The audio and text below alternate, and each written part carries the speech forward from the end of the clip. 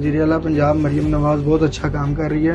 उन्होंने ये बहुत अच्छा एक निज़ाम चलाया गरीब आवाम के लिए। यहाँ से हमें दवाई मिल रही है, वो फ्री में मिलती है। जो मरियम नवाज़ को हम बहुत अच्छा काम करके लिए उनको सलूट करते हैं उन लोगों को।